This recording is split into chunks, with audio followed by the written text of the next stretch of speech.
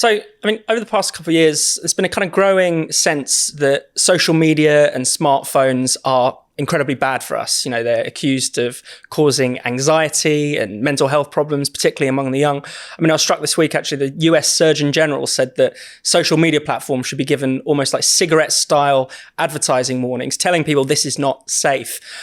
I mean, do you think with this, what do you make of that whole discussion? I mean, it just seems quite reductive. Is social media really, you know, making us ill? No, of course not. I mean, it's this tendency to try and push agency away from human beings onto something else. And in this case, it's technology. And I ended up, after a few title changes, that's why my new book is called Technology is Not the Problem, because it's like, look, you're pointing to technology, to blame technology for all these, you know, there's a lot of very negative developments.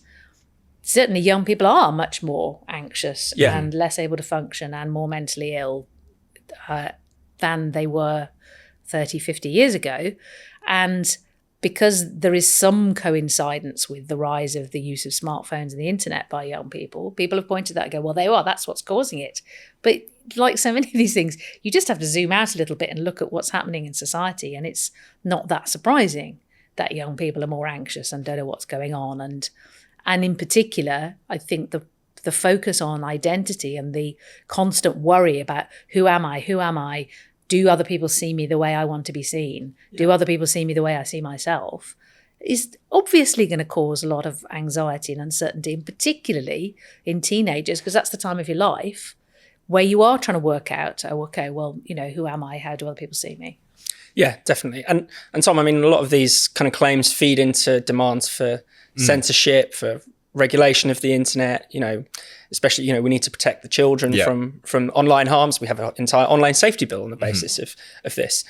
I know, and it's definitely one of those things where it's clearly turned into a profound sort of panic about not just children's use, but also even adults' use. There's this kind of sense that even grown adults are powerless before these algorithms, that they cannot kind of resist the allure of the scroll, and that all of these things it's like an evil machine that needs to be turned off. And it, you know, you can entertain two thoughts at the same time, one of which is that people can develop quite unhealthy relationships with their smartphones and social media.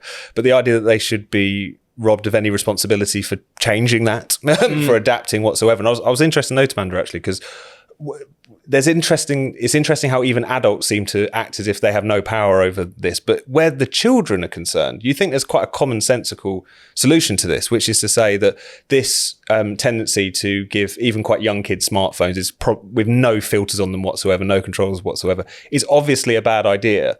And yet there seems to be a lot of adults, parents who, for whatever reason, feel disempowered even from kind of imposing those limits on the children in their care. Do you reckon that's a big part of this as well? Which is definitely, yeah. I mean, it's a lack of adult authority. Exactly, it's symptomatic of parents not feeling confident to say, "No, you're 8. You don't need a smartphone. You can look at my phone when I'm there." Or, you know, you're 12. I'm going to give you a flip phone so you can call me if you need a lift home from school, but you don't need to be scrolling the internet.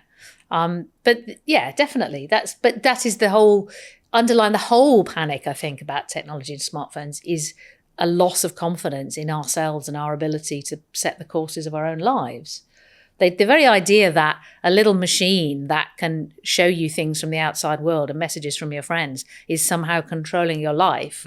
Like, well, how feeble are you if this machine, which is really just there for entertainment and advertising, as far as the people who made it are concerned, can run your life for you? That would be like saying, oh, my life is controlled by television adverts and billboards.